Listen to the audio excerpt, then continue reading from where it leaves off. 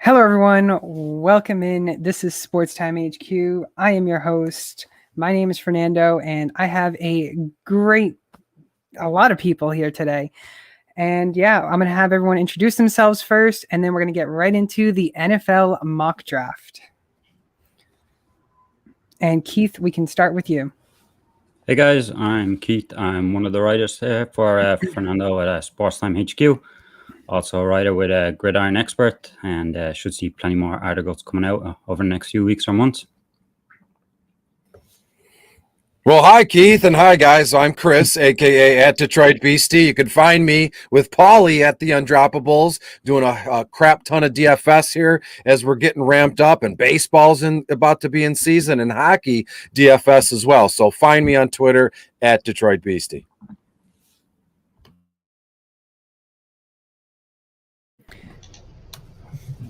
I'm Chris. I'm at the Pre-Snap Read on Twitter. Also a writer for Rotoballer and PreSnapRead.com. Also in a fantasy league with Detroit Beastie, I just realized. And I think I beat you last year. Truth be told, I'm sure you and a lot of us, we were asked and we played in so many charitable leagues where I couldn't keep track at a certain point, and I felt bad, but I did have fun. Yeah, I had the same problem. I ended up in, I think, 13 leagues last year.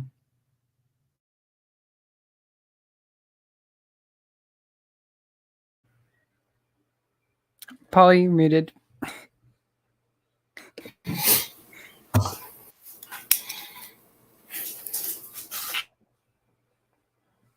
Paulie's still muted. We'll go on to Jeff real quick. Sure, this is Jeff. You can find me on Twitter at @4whomjbelltolls. You can find me dropping some stuff with Fantasy Pros, both Devy and NFL content over there, and also very involved with Going for Two. Great group over there, and thrilled to be involved with them. So thanks. Happy to be here. Paulie? Sorry, it said I was muted by the host, so I thought you had to unmute me. No, you're good. I'm Paulie from Paulie Sleepers. If you don't know, now you know. It sucks to suck. All right, Tom. Hey, y'all. I'm from Going for Two as well. I don't really particularly write about fantasy, but I'm excited to be here. Brad. My name is Brad. I do offensive line content for the Undroppables. Some say I am an offensive line guru and an expert. I am just trying to break into this and see what happens. Had a lot of fun last year. Last year was my first year, so looking forward to the offseason and getting going in 21. All right, and last but not least, the Yeti Express. Yeah, I'm the Yeti Express. I'm also known as Jared Good on Facebook. You can find me a lot in a lot of stuff over there. I do a lot of writing for goingfor2.com as well. Some familiar faces in here. First time I'm seeing them, but some familiar people at the Going for Two community. Great community over there. I do a lot of DFS and fantasy stuff over there. Excited to be here and make some picks for my own team and some of my rivals. Yes, sir. All right. And we're going to get right into it. And obviously, the pick is not in just yet, but the pick will be coming in. And obviously, the number one overall pick, we all know, is the Jacksonville Jaguars. And with that pick, Paulie will be picking. And I'm not sure if Paulie has picked yet. And I got it. All right. So, just before we start and have you announce,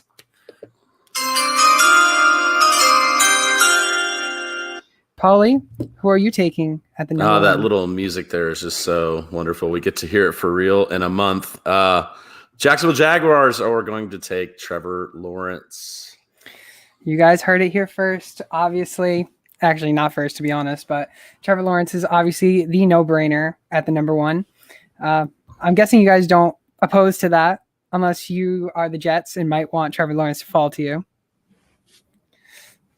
But yeah, we'll go with right on to Keith, who will be doing, obviously. I'm good. The pick is in. The pick is in. You guys are going fast. Gotta love it. Yep, you gotta love that jingle. With pick 2, the New York Jets will select Zach Wilson. Zach Wilson going into number 2. All right. Just got to write that down. All right. And then, damn, you guys are already flying right through this. I wasn't even expecting you guys to fly right through this. Well, how long do you expect someone to be on the clock at number 1 overall when it's just like glaringly in your face, neon lights, you know? Hey, you talked about taking Najee Harris possibly at number 1. I love, And he I fooled love, you. I love even on draft day, they milk the 15-minute clock to like 2 minutes. It's like, you guys have had 6 months to think about this. I know, it goes right down to literally the last 10 seconds, and we're like, I think you guys already know who it is. Say it's a TV show, so that means some of it's production. That's true. That's I don't true. know. The Jets could have taken time to explain what they're going to do with Sam Darnold as well, and with that pick. I'm curious what they're thinking they're going to do with him. Yeah, and before we announce San Francisco 49ers, who will be saying by the pre-snap read, Chris, there has been a trade alert, and the trade alert happened to be with the Patriots. And even though there was rumors that Bill Belichick was in the Patriots, they're not trading for Jimmy Garoppolo. Bill Belichick does Bill Belichick things, so obviously the San Francisco 49ers will be sending Jimmy Garoppolo and pick 172 to the Patriots, and the Patriots will be exchanging that with their 2022 first-round pick. Yep. And Chris, has the 49ers selected their pick? I think this is a no-brainer, obviously, now. Yeah, it absolutely is a no-brainer. And again, I think all of us here. Oh, there you go. But I'm interested. I was going to get wild. Who's your no-brainer? I mean, it's Justin Fields, right? But I wasn't going to go that route because, I mean, that would be boring. And as we said, this is kind of a TV show trying to be fun. But I get it. It's Justin Fields. It has to be, right? I don't think so. I would take Justin Fields. I'm trying to do what I think Kyle Shanahan and the 49ers will do. I think that there's a good chance that they actually might have some inside intel on that number 2 pick, either trying to trade up again or that maybe Wilson's not going to be the pick there. Part of that is even Mike Shanahan was at the pro day for Zach Wilson. I mean, everyone was there. It just felt like they have some interest there, but Wilson's not on the board here. I think they made the move for Trey Lance personally, just because of who Kyle Shanahan is. Again, I would probably go with Justin Fields here, but I'm taking Trey Lance because I think that's who they had in mind. I'm terrified as a 49er fan that they have that Mac Jones in mind, but I'm not going to put that bad mojo into the world. I still think it's probably Trey Lance right now. Again, not saying I would do that over Fields. I think the 49ers would. Interesting. I mean, I think San Francisco really loves Trey Lance, and especially with Zach Wilson not falling to them, it's a no-brainer to go with Trey Lance. But then again, you do got one of the top QBs with Justin Fields there. So I guess we'll see on in 1 month, actually, correct? 1 month. Exactly 1 month, we'll be having the NFL draft, which is going to be great. And, of course, the Atlanta Falcons with Brad. We're going to see if he's going to be taking a quarterback or not. This will be big. Brad, do you have your selection? So there's some development, some whispers, some outside workings going on here in the background. There was one thing that I saw today that's kind of interesting. Dan Orlovsky's scouting report. They have Mac Jones comped to Matt Ryan of the current pick on the clock, Atlanta Falcons. I don't think he goes this high, but it could happen. It's been rumored that he's going number 3, like Chris said, but I mean, that would blow my mind. But let me doing some back office deals here quick, and we'll see what that one says. You still got 2 minutes. Don't worry. And we're going to go on to the comments. We got, whoa, Jeff, you look more handsome than usual. And then another one with Jeff. Jeff out here looking like a freaking model. You guys are too kind. Thank you.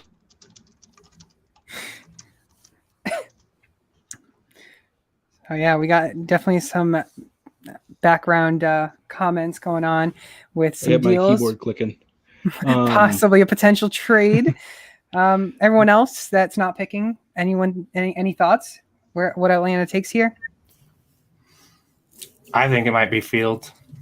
I'm the only person here who apparently thinks that that's a possibility, but he's from Atlanta area.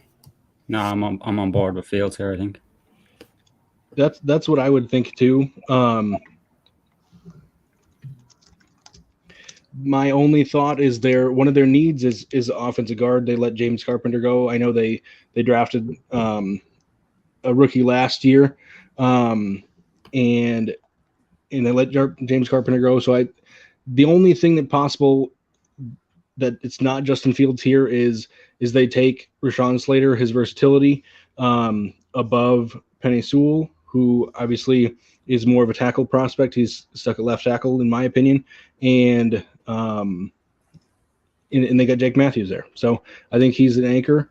But so what about Denver Broncos? Chris, I think you got the AFC West. Yeah. So I am thinking about trading down 4 for 9 and number 40, early second round pick. All right. Think that gets it done? I'm getting my notes here. Absolutely. Why not? Let's have some fun. There we go. There has been a trade. The Denver Broncos will be trading up, shockingly enough, to the number 4, and will be giving away their 9th and number 40 overall pick. So now we got Denver on the clock. And Denver, do you already have your pick? Yeah, I think so. I mean, it's pretty clear what most people know and what we think. Denver needs a quarterback. Drew Lock's not the answer. They have a plethora of very good and young up-and-coming wide receivers. Jerry Jeudy, Noah Fant should be great in the tight end section.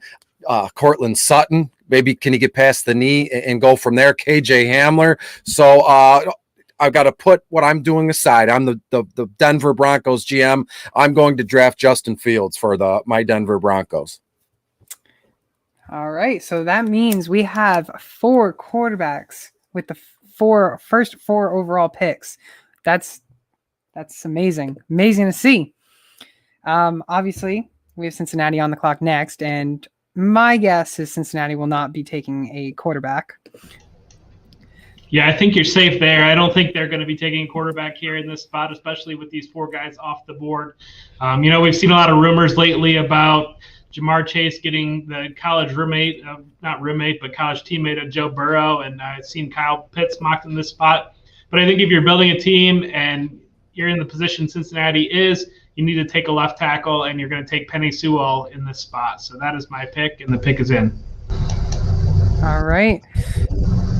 I'm going to quickly transition to that. The pick is in. Thoughts, everyone, on that? I mean, I think that's almost as much of a lock as Trevor Lawrence, number 1, really. Yeah, best fit besides Lawrence. Yep. And it'll be interesting to see what they do with Jonah Williams after that, too. Who wins third? Riley Reid. Lawrence, Wilson, and then I missed a pick, and then we had Fields at 4. Who went third? It was Trey Lance. Trey Lance went number 3. No, Brad, I think you're right there because Jonah played right tackle in college, did he not? He played both. Did he play both? I have not looked back that far, to be honest. But they did just sign Riley Reid too, who's supposed to be playing right tackle. I think he slides into guard, and they got a pretty solid line after that. They'll still need to solidify one of the other guard spots, but I think it could be a rolling season for them. Second year in what's their head coach? Zach Taylor. He was actually my high school quarterback. That's pretty cool. Second year in Zach Taylor's offense could be wheels up.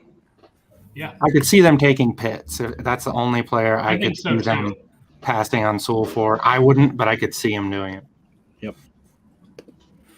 All right. And so Keith, is in charge of the AFC East, and he has the Miami Dolphins. So we'll see. I'm guessing the pick is already in. Yeah, the pick's in. Going with a receiver with this one. I also thought maybe Pitts here, but I think Jamar Chase is the right guy for them. And I think he's the best receiver in this class, in my opinion. I'm not so sure about Devontae Parker on that team. Whether Chase slots in there with him or instead of him. But they added Will Fuller as well. So I think this will be a nice offense for Tua next season. So yeah, Jamar Chase with the 6th pick. I think that's a great pick, personally.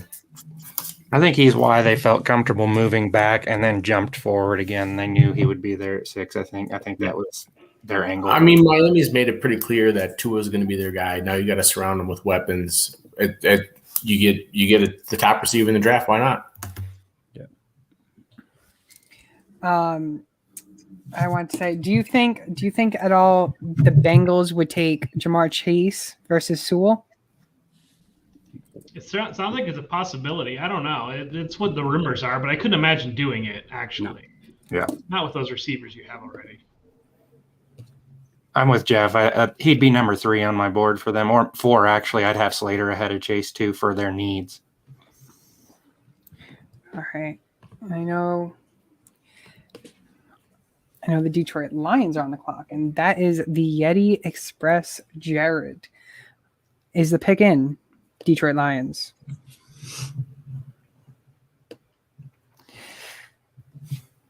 He is muted at the moment.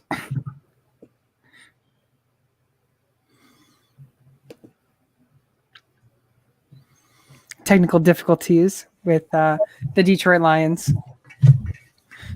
You say the word, and I'll draft for the Lions. Just putting that out there.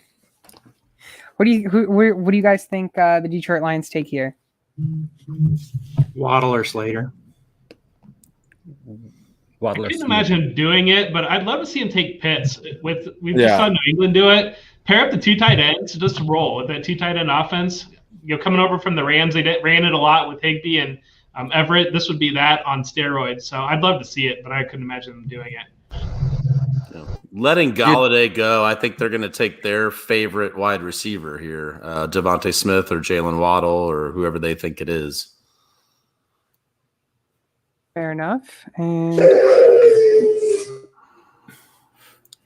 we're still having technical difficulties with the Detroit Lions.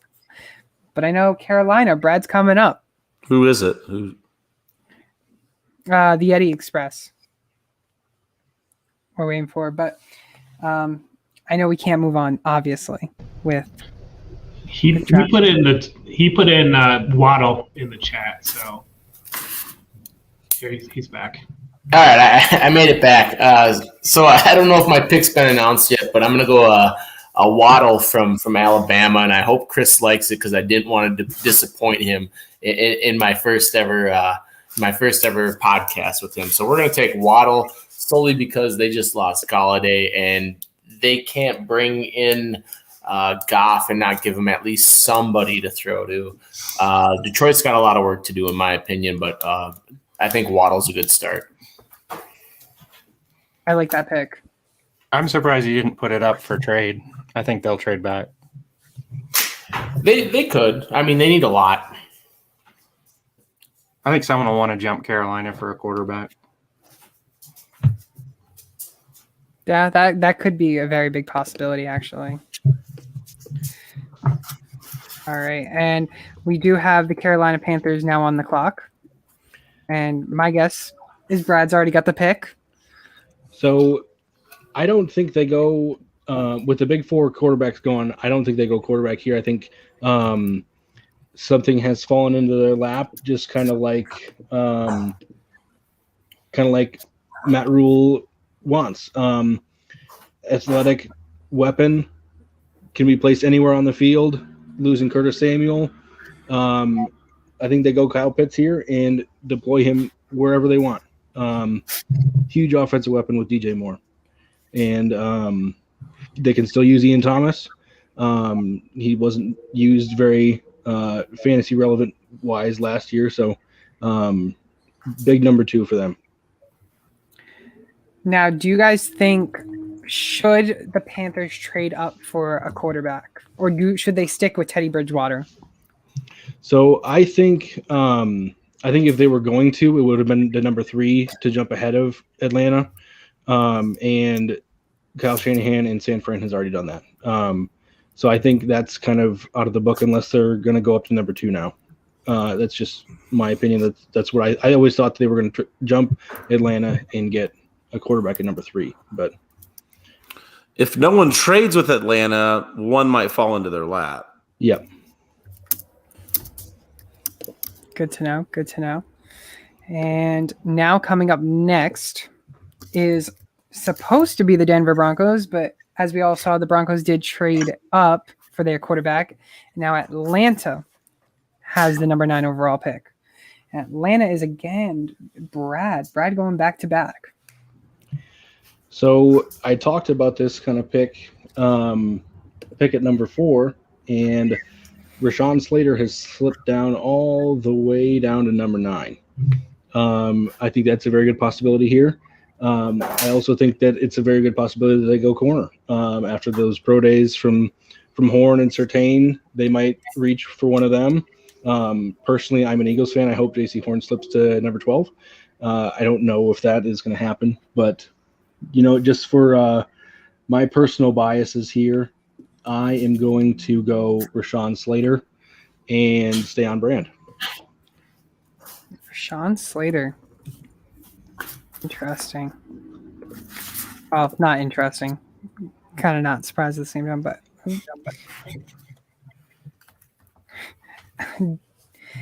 we also have Chris putting in our private chat. Pitts can play wide receiver. Just being selfish. Brad, where did you go the pick previous to Slater? It might have cut out on me. I didn't see what you selected for the Atlanta Falcons.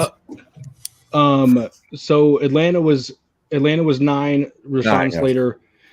Carolina was 8, Kyle Pitts. Thank you. All right. Oh. We got the 10 cropped off. But as we all know, the Dallas Cowboys are next on the clock. All right, so if you look at the Cowboys roster, it's pretty loaded offensively. You got Amari Cooper, Michael Gallup, CeeDee Lamb, Ezekiel Elliott. So I think they got to go defense here. And I'm going to take the top corner available in Patrick Surtain out of Alabama. That's a very young secondary, and this guy will help. I like that pick a lot, actually. I think he's one of the top corners in this draft by far. And I mean, I don't think JC Horn will be picked above him anyways. Thoughts on that? Anyone else? Farley's my number 1 corner, even though he had surgery.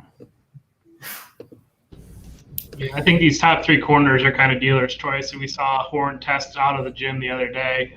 It's just kind of what's going to fit your scheme, what he thinks best. All right. And then, as we all know, since Tom is taking the NFC East, he has back-to-back picks. So with the New York Giants, Tom, who are you selecting?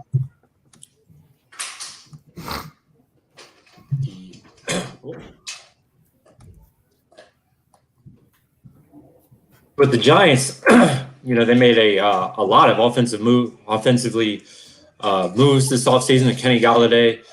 So I think they're going to go defense again. They're going to go Micah Parsons, linebacker out of Penn State, just to kind of shore up that team a little bit.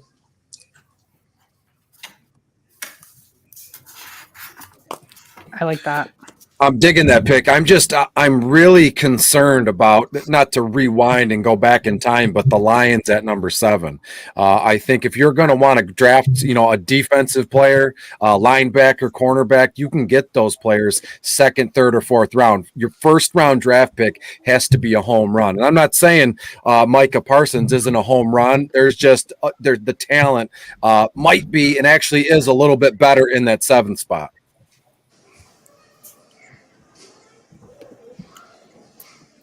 All right.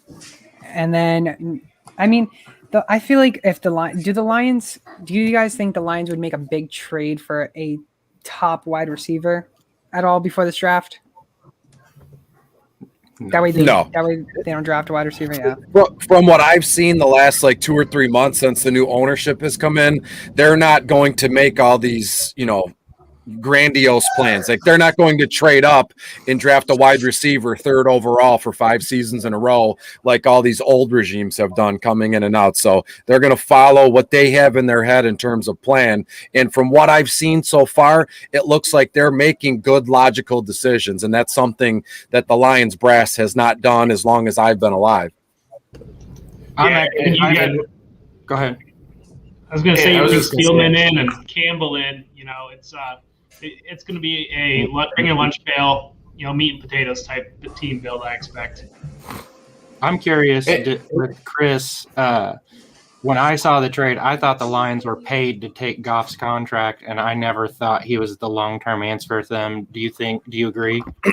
Yeah, I agree. He's I've talked about this in length with my friends, my family, and even on broadcast. I think it would be wise of them to actually play out this draft without a quarterback in mind. Let Goff bridge the gap for a season or two, and you accumulate picks, and you're just playing. And then next season, when you have so far, they have 2 first-round picks in 2022. Who knows what's going to happen in 2023? This time, where we're at now, moving on, maybe they accumulate another first-round pick or a second or third round pick. So I think it'd be best for them to let Goff bridge the gap. He's a very capable NFL quarterback, and then play to, the other positions of need, which are many on this team.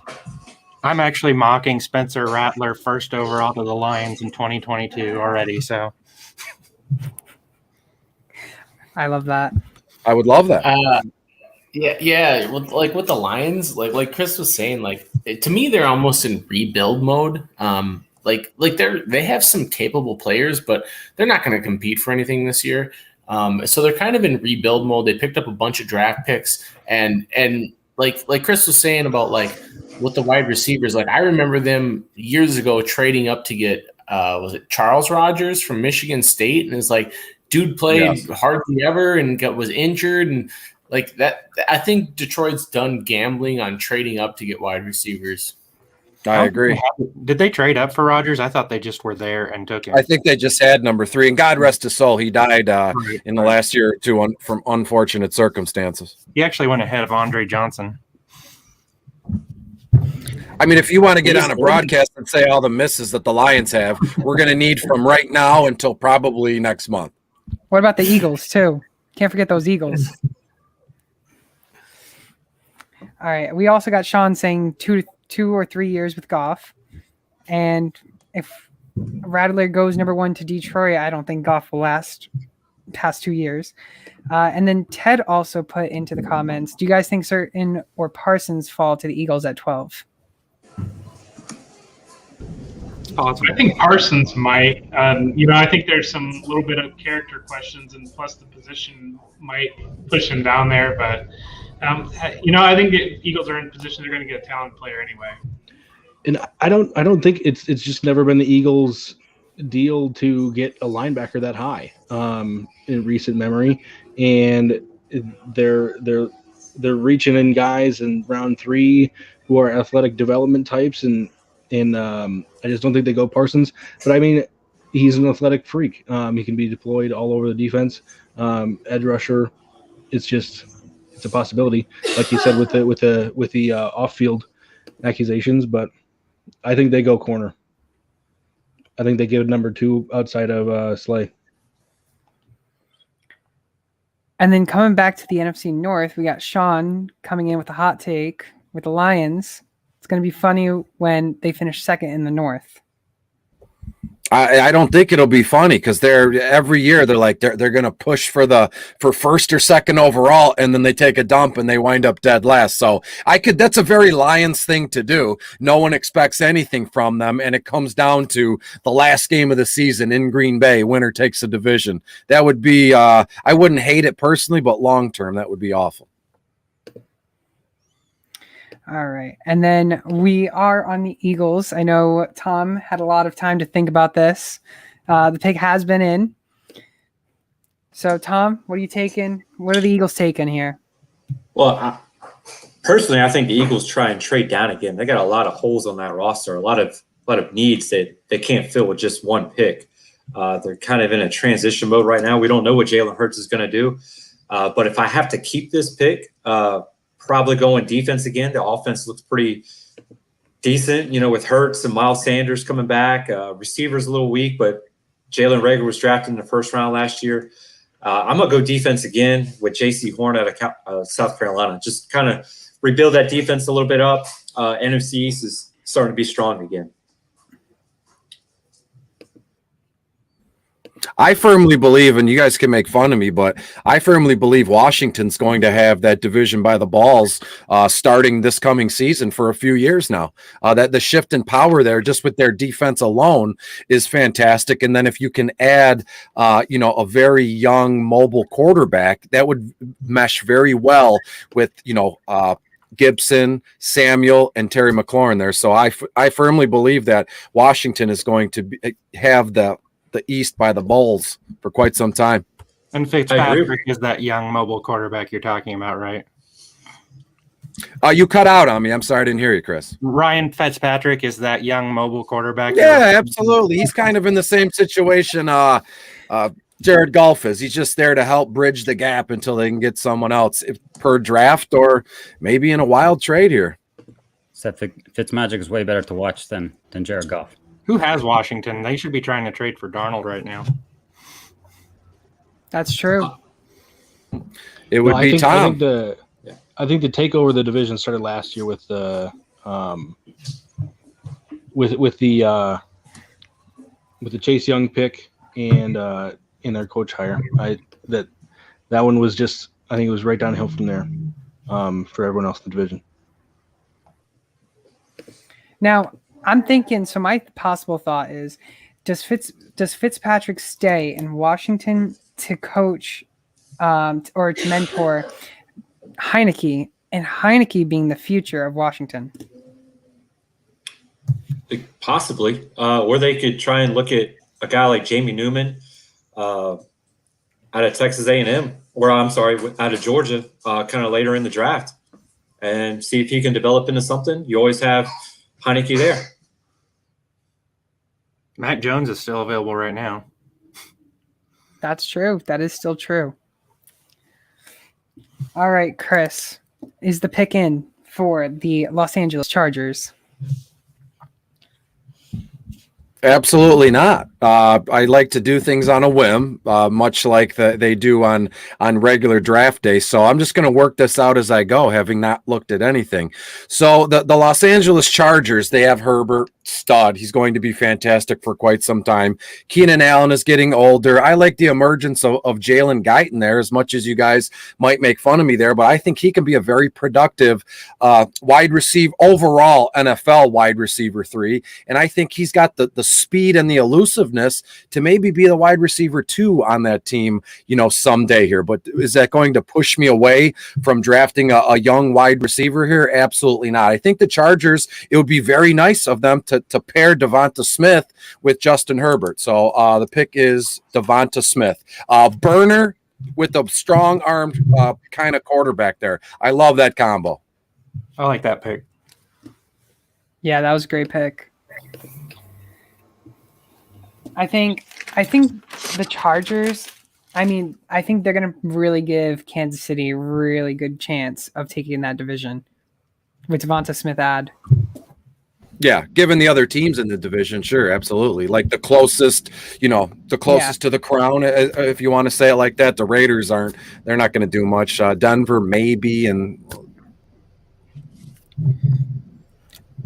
I think if the if the Broncos do trade up and they do get Justin Fields, that would be big for them, especially with Courtland Sutton, Jerry Jeudy. Noah Fant. They have a lot of weapons there. They got everyone there for wide receivers and offense and everything. I'm nervous about their coaches. I don't know if they're the guys that can make Fields great. His issues processing, and they don't have an elite coaching staff. I think he can be really good. San Francisco, again, would be a good landing spot for him, but I'm iffy on the coachings. What's been the biggest knock? I'll ask you, and I'll just give a comment at the same time. The biggest knock I've seen in terms of Justin Fields is he's a one read kind of guy. He doesn't get off that, and he goes from there. Now, is that a big deal in the NFL? Is that something that you can learn in packages and similar sets? Absolutely. But again, as Chris said, I'm with him. I don't think the coaching staff is there in Denver to help benefit Fields, to get him up to snuff to be, a higher upper echelon kind of quarterback. Because if you go fourth overall, the expectations are massive, and will Fields live up to that kind of, top 5 draft capital? It were yet to be seen. I kind of lost interest in Fields personally when they played Northwestern.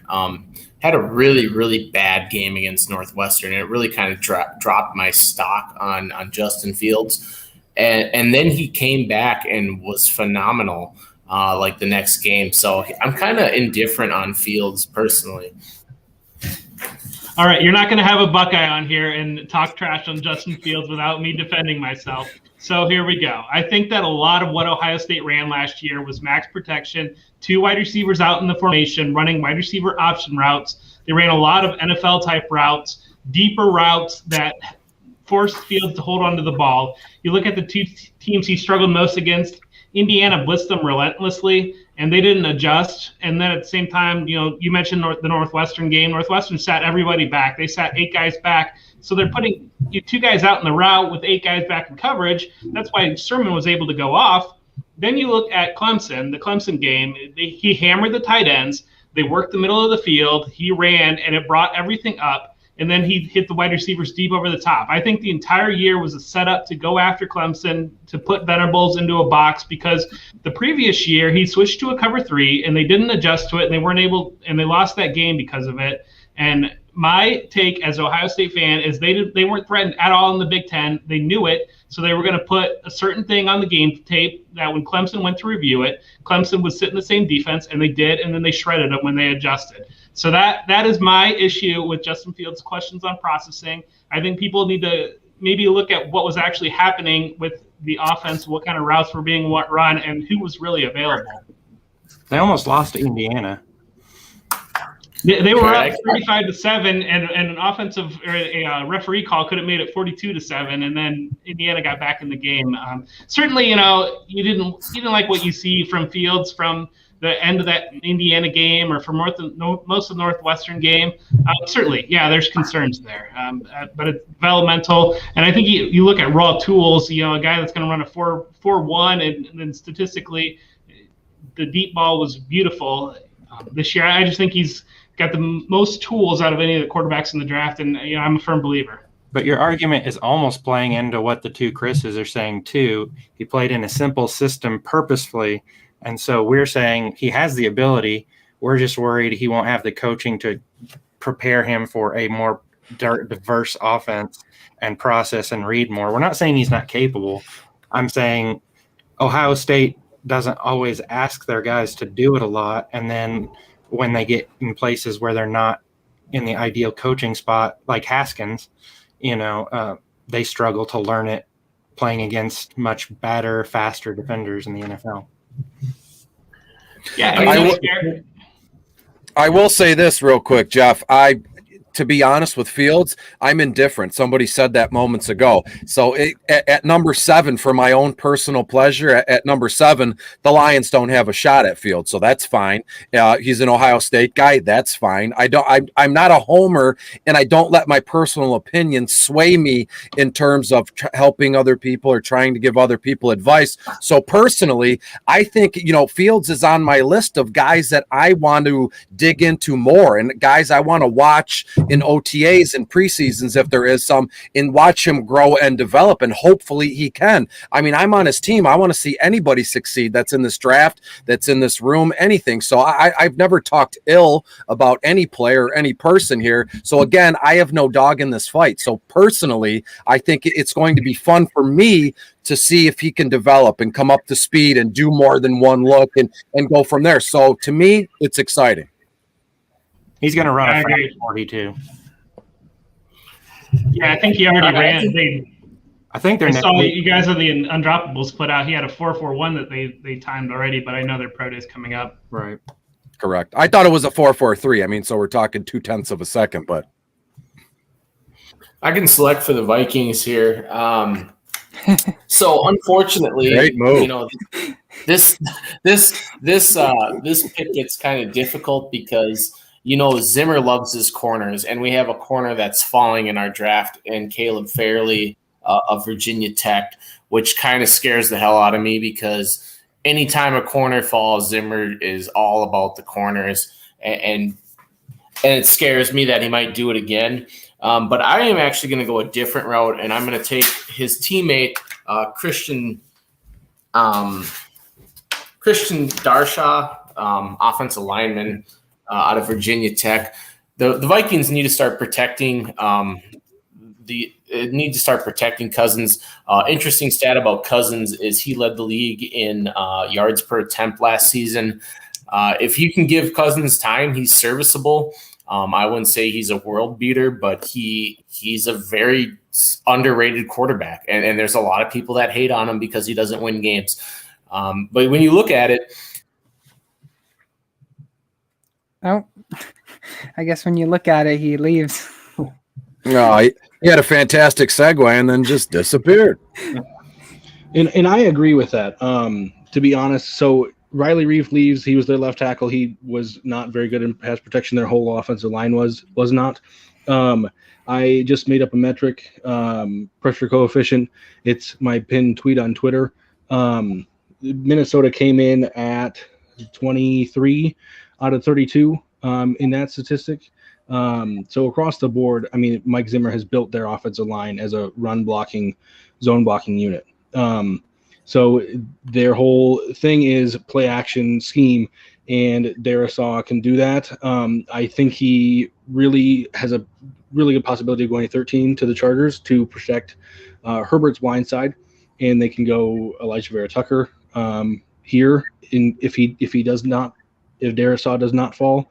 But I think Darisaw is an absolute anchor here at 14 for the Vikings. And we got Jared coming back in here. Jared, you got too excited with your Vikings that you left. I get cut off every time I'm muted, but Christian Darshaw is my pick. So I just wanted to make sure you guys got that in.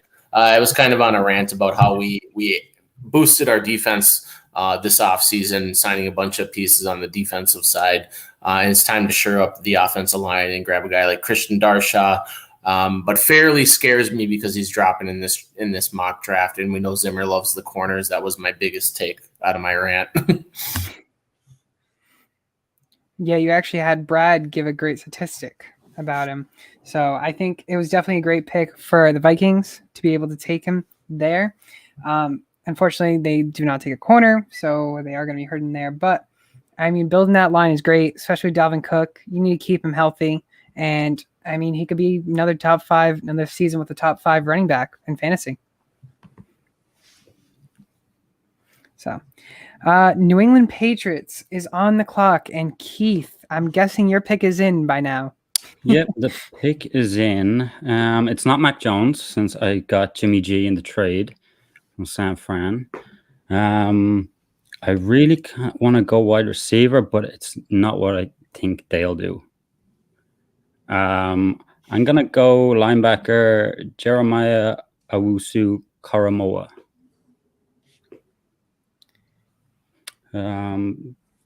What I've seen of him, he's a big, strong guy, versatile. I think he's played safety as well before. I think he'd be a nice chess piece for the Patriots. They can move him around a lot. I think it's a Bill Belichick type of player. So yeah, Koramoah at pick 15. Yeah, I like that pick because a lot of the mocks I've been seeing, I've been really seeing them taking a linebacker in this pick, especially with them getting Jimmy G. I mean, I don't see them drafting a wide receiver to add on that wide receiver core.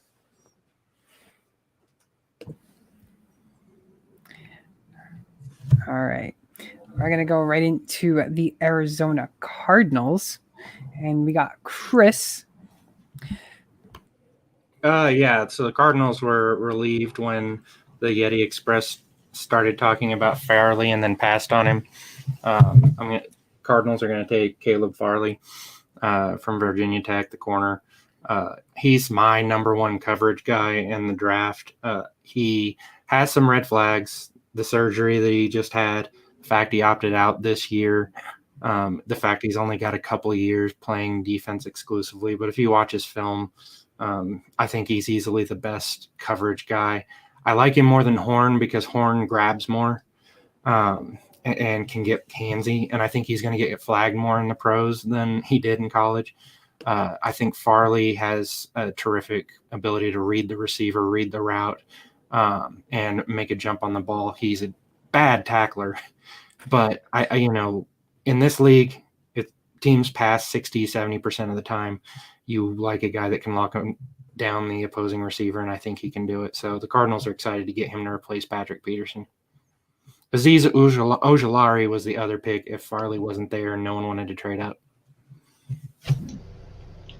I love that pick for the Cardinals to get Farley in that spot, have him still be there. They added Isaiah Simmons last year, and they have Budda Baker. Both those guys great playing in space. To be able to get a lockdown corner to put on a wide receiver, I love that pick.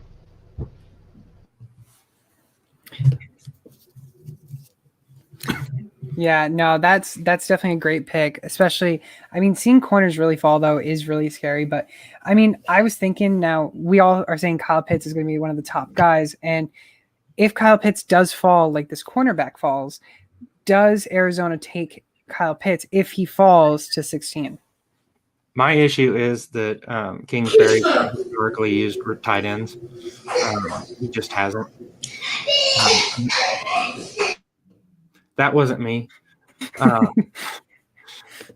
So I the talent is there. If Pitts is there, they'd have to think about it. I don't think there's any chance Pitts falls to 16 whatsoever. And if he did, I think they could probably get a nice trade package to move back because someone will want to give up a decent amount to get him. But I think someone will have done that already at 12 with the Eagles or 13 with the Chargers or 11 with the Giants. Someone will move up for Pitts if he starts to fall. Yeah, I think 13 with the Chargers has to be the floor for Pitts. Losing Henry, I couldn't imagine them passing on Pitts if he were to be there. Yeah, I think if Kyle Pitts goes to the Chargers, at least, that offense is literally going to be spectacular. But Devonta Smith is also a great ad too. So, and I think that's more likely than Pitts.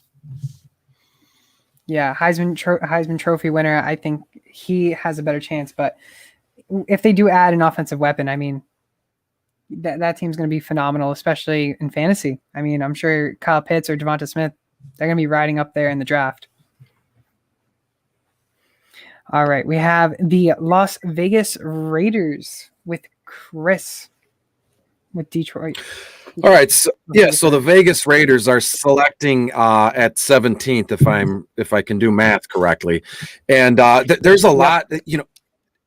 Looking over the Vegas Raiders, there's what are they doing there? What is Mike Mayock and what's his name, the head coach? What are they doing there, Chucky? I don't know what.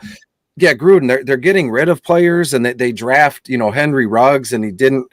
I don't know what's going on there. And so again, I'm going to draft someone not on the offensive side of the ball. I like TCU's Trevon Moehrig there at safety, 6'2", 202 pounds. He's just that prototypical big safety that we're seeing nowadays. If you look at a cornerback, right, a good size is 5'9" to 5'11", somewhere in that range. But then if you want to get like a Jamal Adams, Landon Collins kind of guy that's going to come up and smack you in the mouth, they're 6'1", 6'2", 200, 210, something along those lines. So I think that Trevon Moehrig would be look very good in that Raider, black and silver.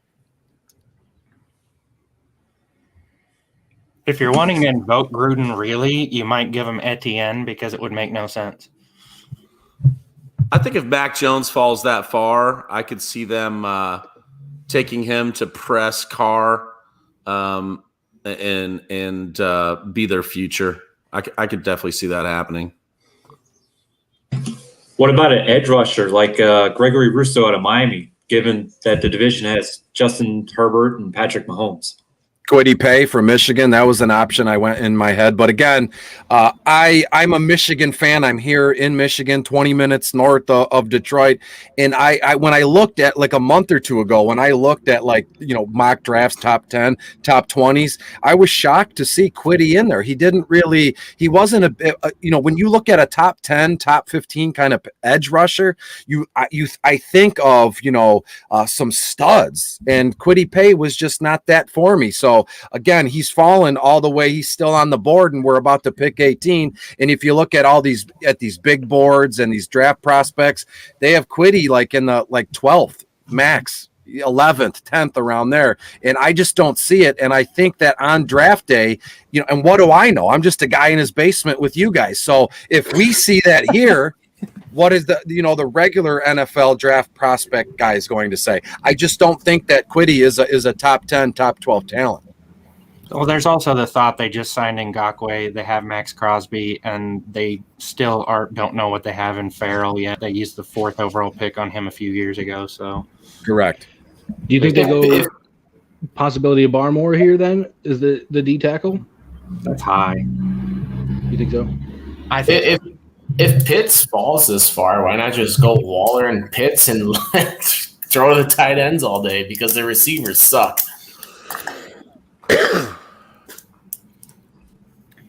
Yeah, and we got Sean, obviously. Sean, he's been here this whole time, and I mean, he says Mac Jones would also be interesting. Before you guys even started saying that, Mac Jones would be interesting here. Do they move? Go ahead. The one thing I could see them doing is shoring up their right tackle spot and taking Tevin Jenkins. That's like the one thing that I could see them doing. It's a little high from what I've seen other mocks do, but again, it's Gruden and Mayock, so anything is on the board for them, really. Now, do you guys think, say Mac Jones doesn't go to Las Vegas, and say it is the safety, and say the Raiders do not so great again next year, is there changes going to be made with John Gruden as the head coach and any GM firings?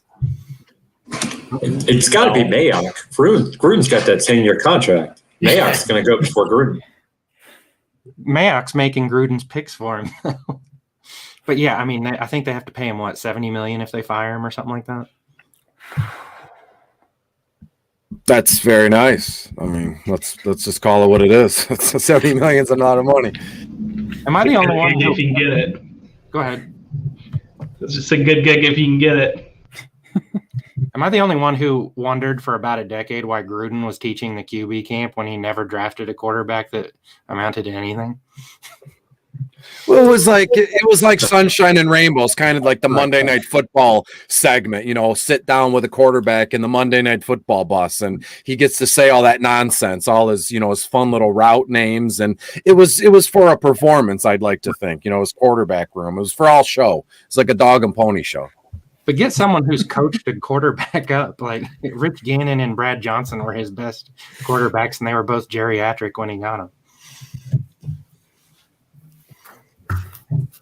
Great. I love this. I mean, I'm guaranteeing that if Derek Carr fails, possibly again, he's out the door easily. But will they have the assets to replace him with anyone good? I mean, they're going to win another 7 or 8 games next year. I mean, that whole team's that team needs to be fixed. That team's just awful. There needs to be changes there. He's definitely going to fail again, though. He's got no offensive line. He's gone. He'll be on the ground more times eating dirt than standing up. See, I don't think their offensive line is as bad as it seems. They still have Colton Miller. He's improved greatly over the past 2 years. They signed Richie Incognito. Colton Miller has talked about Andre James, who's been their reserve center, very highly. They brought back Denzel Good, who was their rotational right tackle last year that replaced Incognito left guard. So he can either play right guard or right tackle. And I think their line is solid. Like I said, I think they need to shore up right tackle, but they definitely wanted to spend less money on the line and focus on defense. And I still think they're in a pretty good spot. Just my 2 cents. Yeah, that's. I mean, you are an offensive line professional over here. Got an offensive line professional. I'd say, anyways, for Brad.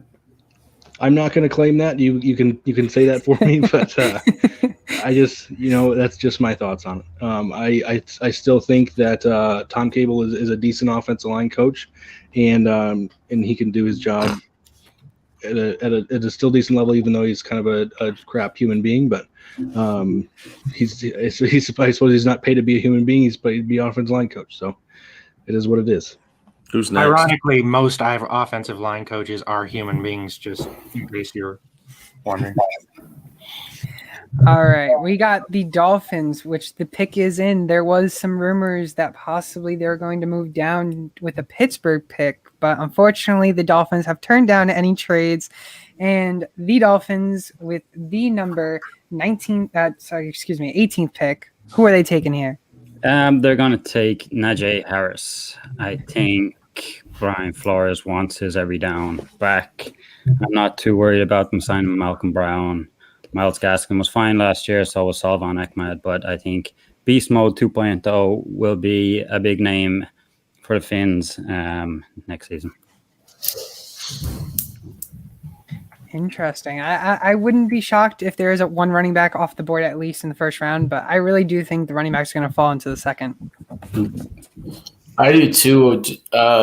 In this spot, I think a guy like Russo from Miami has got to be starting to get in play. He's sliding.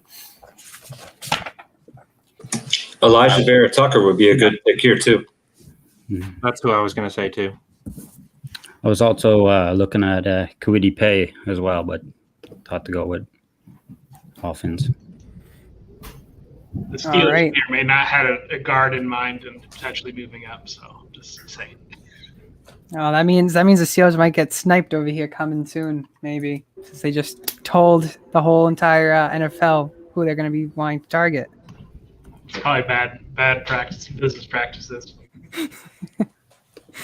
All right. Now we got the Washington football team coming in with Tom at number 19. Tom, are you taking quarterback Mac Jones here?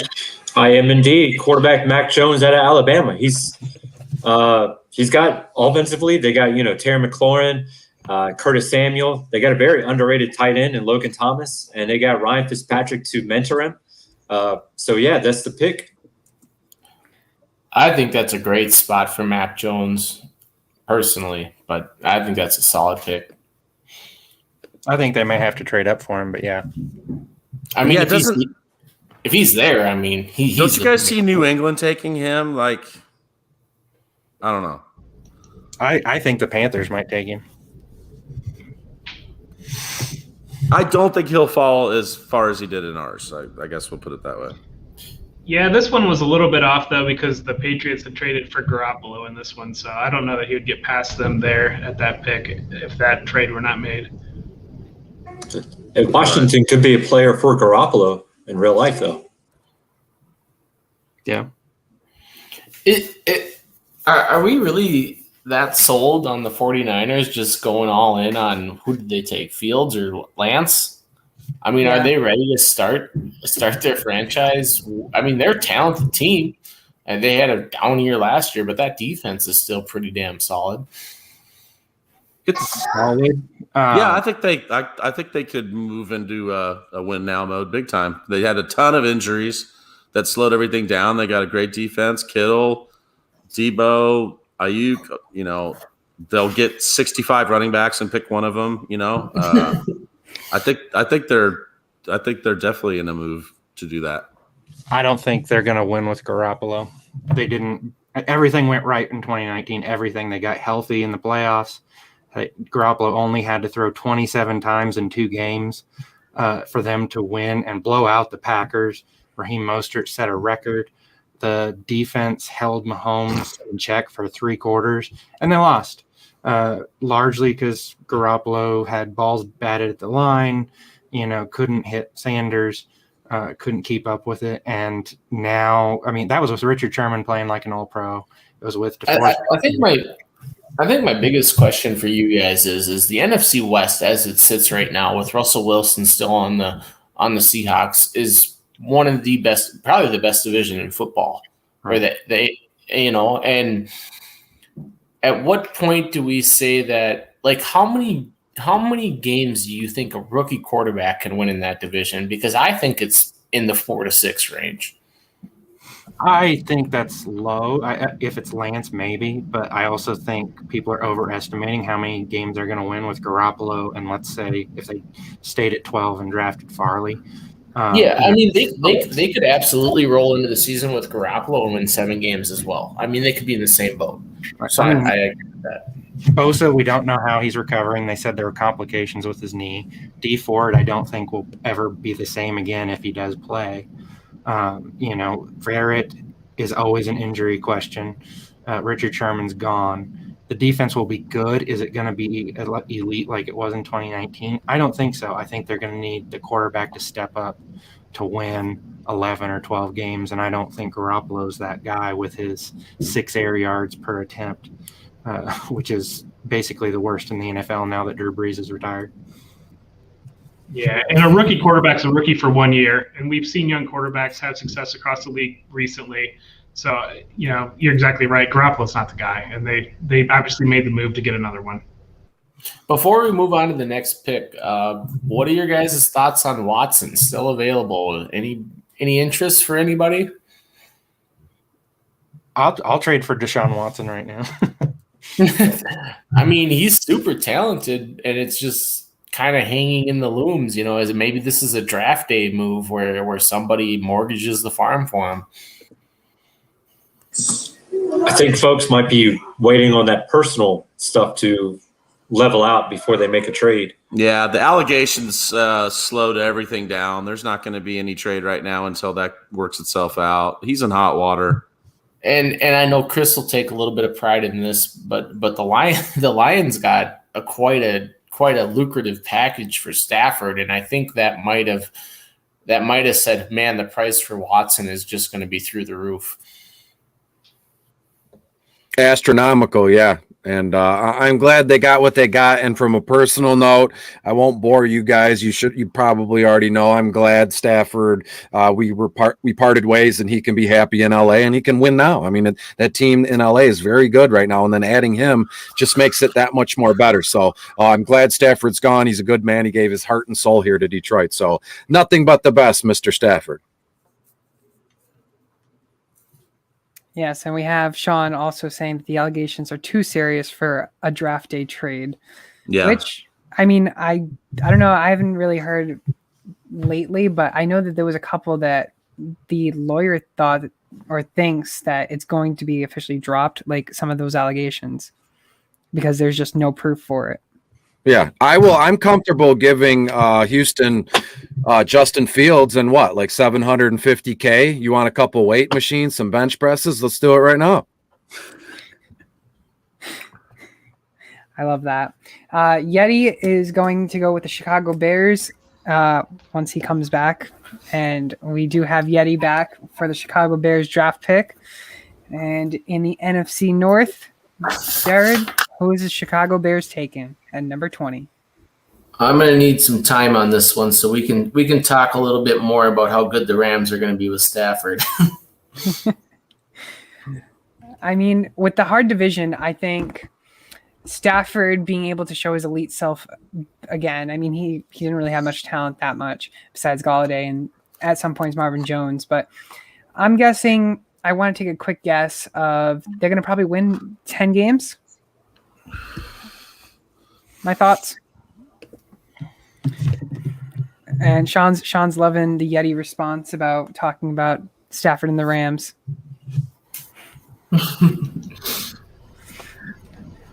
Yeah, there is the extra week this week, so that news just kind of got solidified a little bit more today. Yeah, I mean, 10 wins. Is 10 and 6 going to be what it was before? 10 and 7. It's and like we said, that's a very tough division. They're adding a game too, so it'll be what? Yeah. 10, 11 and 6 now. Yeah, that's right. 17 games now. And we do know Kamara does not like that. I don't like it, and I love football. Why don't you like it? I want to hear your response to this. I think it screws with the historical stats, the records, things like that. I like having some consistency there, knowing that these records and things matter. I think that it's going to result in more injuries where you're in the playoffs and maybe it's decided by the fact Aaron Rodgers got hurt in week 15 or 16 when he wasn't going to be playing otherwise. It's a money grab. I think the quality of play is probably going to go down a tiny bit, and you're just going to see more injuries. And I like keeping it at 16 games where I know I can have context of what all these stats mean. Has anyone ever thought about if they extend it like they looks like they are, and I'm not even sure if they've made it official yet. I know it looks like it's going to be a thing here. Has anybody talked about like it turning into the NBA where a guy will, a certain group of people will get a rest day? Hey, you know what? Stafford and Woods and Cup, they're going to sit out week 14 because we got a bigger matchup, week 15th, or we're looking at wild card weekend. So we're going to rest our guys in weeks 14 and 15. I mean, it's going to get real weird, I think. And the possibilities are endless. And those possibilities are all that. You took the words out of my mouth. I was thinking the exact same thing. Like right before you said it, I was thinking as we add games, are we going to get, we see it in the NBA, like you mentioned. And it wasn't like that, not that long ago. Michael Jordan took pride in playing 82 games, and now, guys just take whatever game they want off. And yeah, are we going to get there? I don't know that yet with 17, but if they keep going and adding more, certainly there will be a saturation point where we do. I got the Bears pick if we're ready. All right, we can go. All right, we're gonna go O-line, totally on speculation of we don't know who's going to be their quarterback, but I feel like, to me, every time I read any report, it's going to be Russell Wilson eventually. And this pick might actually be involved in that trade. I don't know. I don't know what the trade package is going to look like. I'm not a GM. But if they pick in this exact spot, I think they're going to go with Tevin Jenkins from Oklahoma State. You could pick one of about four guys here in this range at offensive line. The reason why I like Jenkins is because he's a lot bigger than everybody else, both height and weight-wise. And I think they want to solidify the line a little bit more, bringing in someone to protect their newfound piece. We'll find out if they get that piece. If they don't, this pick could be completely different. If Andy Dalton is leading the way, it probably won't be an offensive lineman. It'll probably be a skill position type player, like a wide receiver. But for now, I'm doing this pick on speculation of them landing a big name quarterback. Let Andy Dalton play there the next 10 years for all I care as a Lions fan. I'm thinking the Russell Wilson thing is still all smoke and mirrors. I don't think he's leaving my Hawks. Yep. I agree. The Bears don't have anything to give up for an elite quarterback. Nah. Why would anyone want pick 20 and then next year it's going to be pick 26 if Russell Wilson's the quarterback, or 28? Yeah. Or maybe even 32. In the defense of the Bears, what did the Rams have to give up? Because they don't have a first-round draft pick for 10 years. I mean, people will mortgage the farm for them. It was more about unloading Goff's huge salary, though. So that offset a lot of that. But at the same point in time, let's not kid ourselves. The last time the Rams have had a first-round pick was, I believe, 2014, and I think it was Goff. Don't quote me on that. And they can't trade now, so the one team willing to give up all their picks is gone. They can't do it. That's all I'm trying to say is if something comes available, I would not surprise me to see a huge bag be moved by the Bears to get a quarterback. I just don't think the bag's that big or big enough to get that quarterback is all I'm saying. I think someone else will jump in for Wilson or whoever and offer more. I mean, they have too many quarterbacks on their team already. Like, why even sign Andy Dalton? You already made a mistake with Nick Foles. Why sign Andy Dalton? He didn't do much in Dallas with all of that elite performance, all that elite talent that he had. Ooh, did I cut off? No. Okay. It showed that I cut off. Yeah, that elite talent that they had over there. I mean, it shows that Andy Dalton, he's never won a playoff game. So I don't think that Andy Dalton, Nick Foles, or any other quarterback that they bring in, unless it's elite, I don't see them having any type of big decade performance, gonna be honest. Russell Wilson would be great, but I really don't see that happening. All right. We're going to go on to the Indianapolis Colts. Yay. We finally have Paulie. You finally come back from the number 1 overall pick with the Jaguars. So Yeah, I've been waiting. yeah. Must have took a great nap there. The Colts have some needs. They could easily take a cornerback here if they like a guy. They could easily take an edge rusher or defensive end here if they like a guy. But I think their biggest need is left tackle with Anthony Costanzo retiring. And you've got a guy that's built almost exactly like him. Costanzo 6'7", 305. With the Texas Longhorns, Samuel Cosme, you've got a guy that's 6'7", 310. I'd be interested to hear what Brad Wire thinks about this pick. He's got pretty quick feet for a big man. He can play the run and the pass. And I like pairing him up there next to the big Quentin Nelson. I call him the Mountain from Game of Thrones. And we just, we're going to win with our run game, and we're going to need to keep Carson Wentz. God, I have a hard time even just wrapping my brain around that still, that Carson Wentz is a Colt. So I think that, like I said, it could be any one of those 3 positions easily. They could easily trade back too. If they decide that they want to edge, there's a ton of edge players on the board here. But I think that they'll take the offensive lineman, and the best left tackle in the class, I think, is Cosme.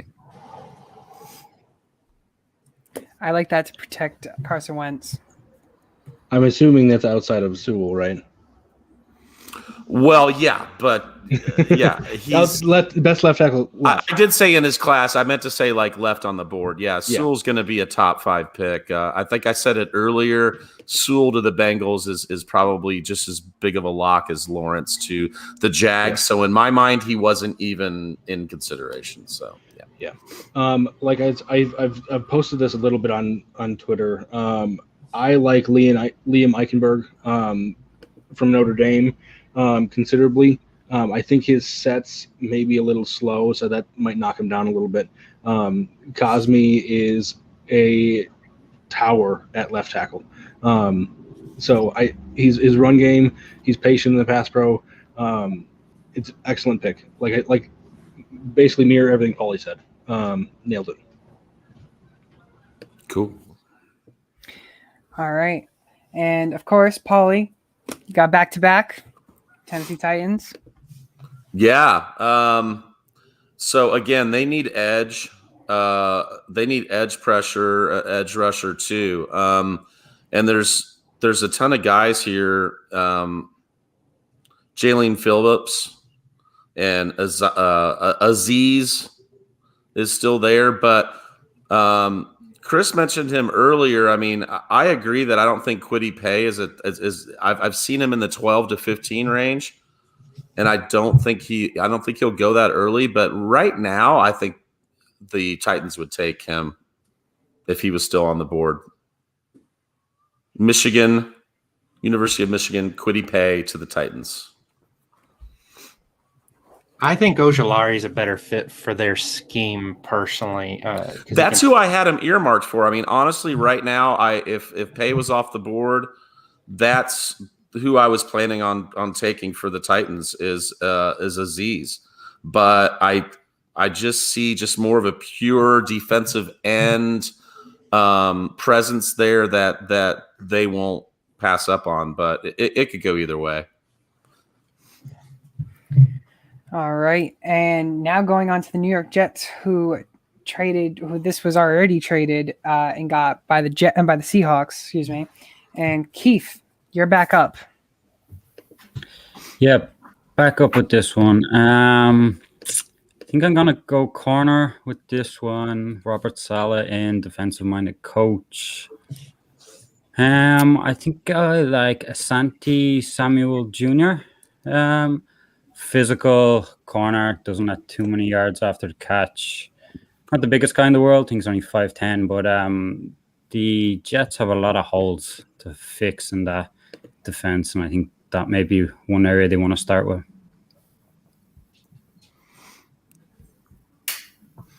Yeah, I think one of the big things is to start in the secondary and work your way in, because having secondary to be able to cover big wide receivers like Allen Robinson, DeAndre Hopkins, Stephon Diggs, Michael Thomas, all those big names, you need corners. And I know that's obviously what the Rams did to be able to get Jalen Ramsey. So I do feel bad for Wilson if he's being put in a situation where they're saying, we're going to give you Sam Darnold's team, but with Corey Davis. And now it's way better. It's a terrible offense still, besides Becton and now Wilson. So I would probably just spend a ton of picks loading up on offense if I were the Jets. But I could see Saleh wanting to bring in a corner, just given the style of defense. all right, that was good. And Jeff has got the Pittsburgh Steelers. Jeff, have you even? I don't even think you went yet. You haven't even went yet. This is your first pick of the night. I did. I picked Sewell with the Bengals. Yes. I let it slip a little bit earlier. I've been looking at offensive line for the Steelers, and I'm going to take Elijah Vera Tucker. We're going to serve a softball up here to Mr. Brad again. I think that we see Pouncey retiring. We see they haven't yet signed Alejandro Villanueva yet for the left tackle. So they just need bodies on that line, especially with DeCastro getting a little bit older. So that seemed like a guy that stood out to me, and I think they'd be thrilled if he was actually there. But I'm going to let the offensive line guru tell me if that's a good pick or not. So like you mentioned, I think he doesn't. I think Vera Tucker does not slip this far. Personally, I think he has a good shot, like I said, to go to the Vikings. I think he also would have a good shot to go to the Bears to replace their guard spot.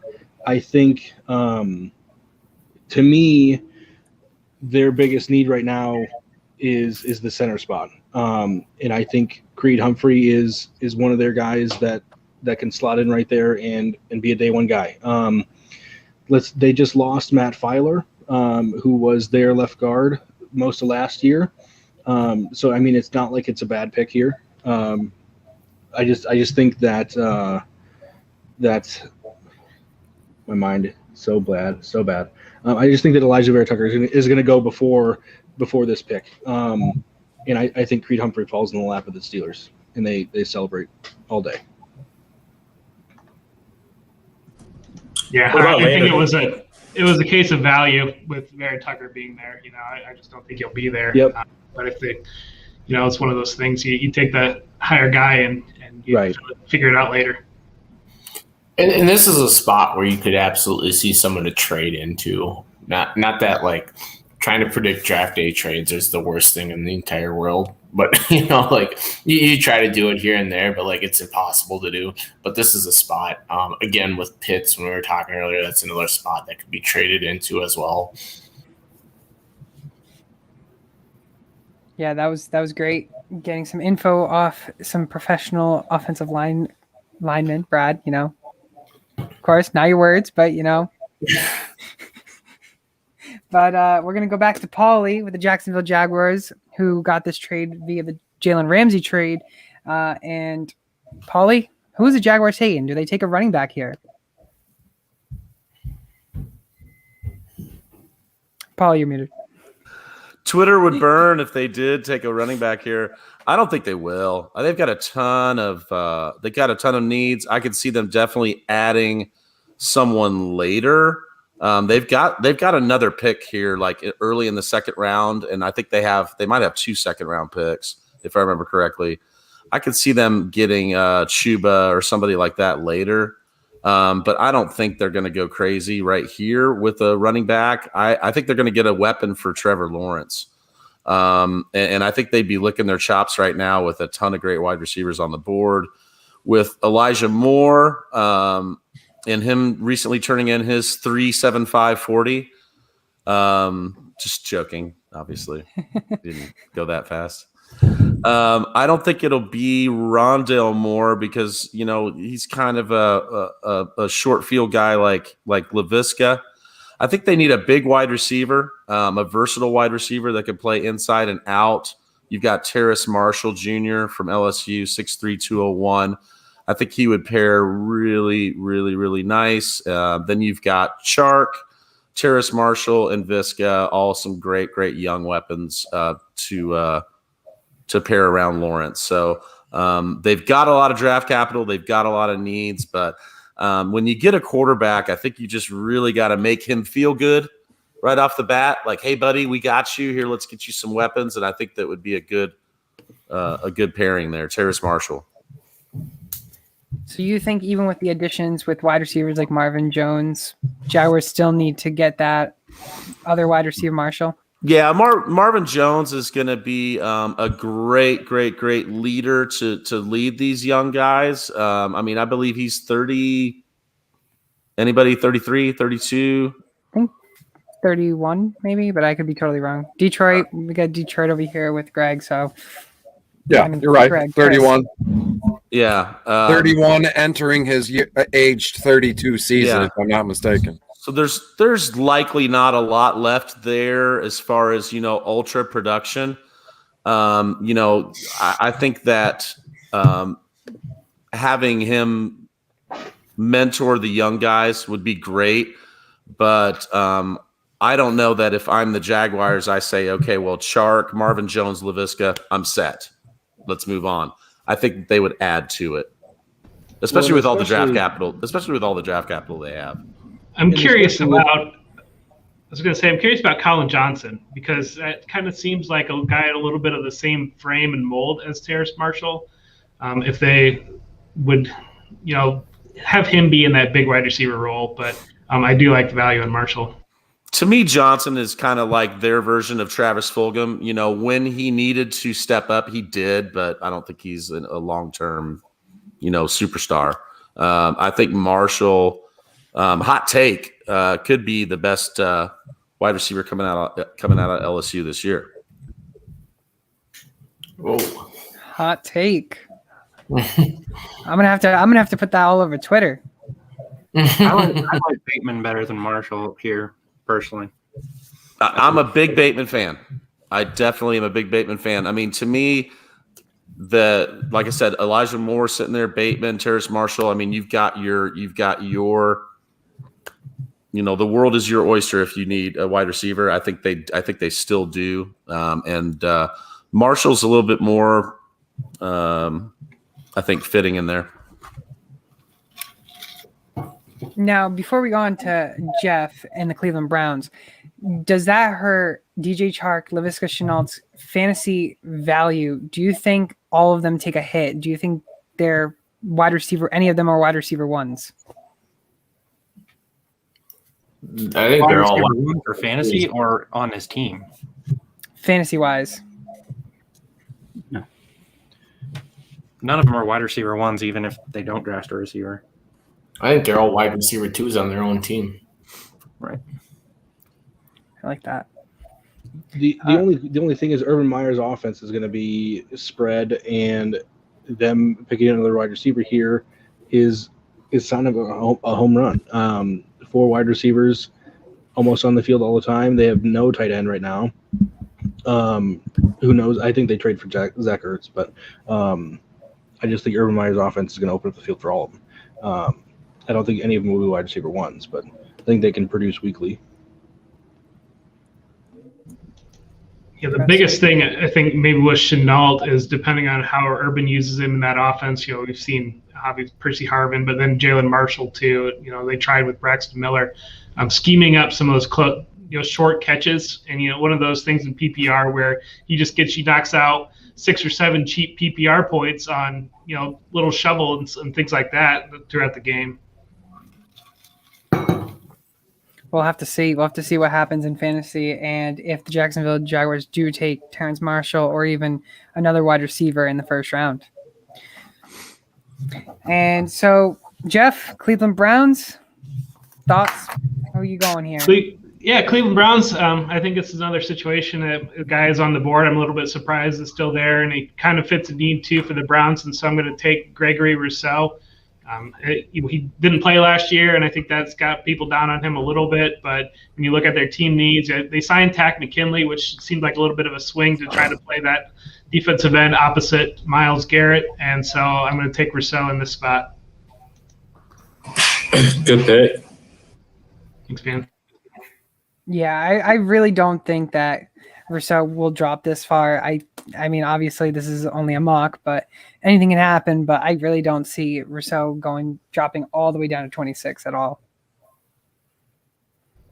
Yeah, he's a case of just sitting there and knowing kind of what their team needs. Garrett's got that guy is going to play most every down, and you can kind of rotate that in there. And if Rousseau develops in the defensive end opposite him, it's a huge win at this spot. 100%. And Jeff, you're going back to back Baltimore Ravens. Do they go for a wide receiver here? Do they add weapons? Does Lamar have the strength to be a top tier quarterback, to have an arm to throw far down the field? Or is he just a running quarterback? Yeah, my heart sank a little bit when Paulie started talking about wide receivers. I'm going to take Rashard Bateman in this spot. I love Bateman. He's that big physical wide receiver that I think Jacksonville really needs in that offense. We've seen him swing on receiver all offseason. They supposedly were right there with Juju Smith-Schuster. I think Bateman can kind of operate in some of the same areas where they would have wanted him in that offense.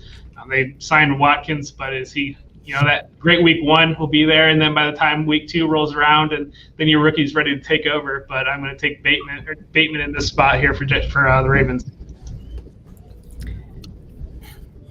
I like that, but the only thing I'm nervous about is the Devin Duvernay situation, the experiment, because I'm going to be honest, I like Devin Duvernay, and I'd like to see what he can do still. I think he still has a chance. I mean, I know that's going to definitely hurt his value big time. Is Bateman going to be ahead of Marquise Brown in that offense? I think this is a pick that, for fantasy, I think this is probably the worst possible landing spot for Bateman for fantasy purposes. This is a football pick. I think it just kind of fills a need in that team, and you're not going to get – I don't know. I'd be surprised if you get the volume that you really want, just the way the offense runs. But I think that they have made a concentrated effort to try to add one more weapon in that spot, and I don't believe that Sammy Watkins is that guy. I mean, they lost Judon and Ngakoue in free agency. Did you think about Ojulari or Phillips here? Yeah, certainly I did. That Ojulari seems like a Baltimore pick too, a guy that kind of slipped a little bit from a big school. And so I thought about that. And that's certainly a consideration. And yeah, I think that's a great point. And usually in the first round, if there's edges available and that's a need, that's a pick that you're going to make. And I think very well that could be where they go. I just like Bateman, so I took him. As a Minnesota guy, Bateman is a very, very solid wide receiver. He can do pretty much everything. His route running is amazing, catches everything. I mean, Bateman's a very solid pick there. Yeah, I agree 100%. Great pick for the Ravens. New Orleans Saints, Brad's coming back up. Muted Brad. There you go. So I think they focus on defense here. I think that they're going to ride their offense until the wheels fall off. They could go wide receiver, but I just think that there's too much defensive talent slipping here. I think Zaven Collins can go here. I really think that Greg Newsome is the pick. That's just my opinion. I think he's going to slot in nicely with Lattimore and give them the firepower on defense to go up against Tampa Bay. Solid pick to add. I mean, their offense, they have all the weapons there, so I agree with you on that pick. All right. We're going to go on to the Green Bay Packers. Pick number 29, Yeti Express. You're back on the clock. Yeah, my wife is a Packers fan and she's upstairs right now, which is an awful thing, but I'm going to pick for the Packers, and the Packers are definitely going to be taking a wide receiver in this draft. I don't know if it'll be round 1 or if it'll be later than that, but if we're looking at the draft, how it sets out right now, the Packers are going to take Rondale Moore here, and I don't even think they would think about it. I think they would snap their fingers and say, give me Rondale Moore. We'll give another weapon to Rodgers. You got to remember the Packers last year. I mean, I trolled Packers fans last year for taking Jordan Love and A.J. Dillon, 2 players that barely even played for or Love didn't play at all unless it was a blowout. And A.J. Dillon got, at the very, very end, some carries, but they're not going to do that again this year. I think someone will be in their ear to take a wide receiver, and I think it'll be the top one on the board. And for me, that's Rondale Moore from Purdue. You got to remember this guy is only a sophomore, so he's got some youth to him as well. And I think that can go a long ways in a player development with a guy like Aaron Rodgers at quarterback. Yeah, I agree with that pick. That's a great pick. But then again, Packers didn't go for wide receiver last year, so who knows? Maybe this is finally their year that they take a wide receiver. Or do they trade up for a wide receiver?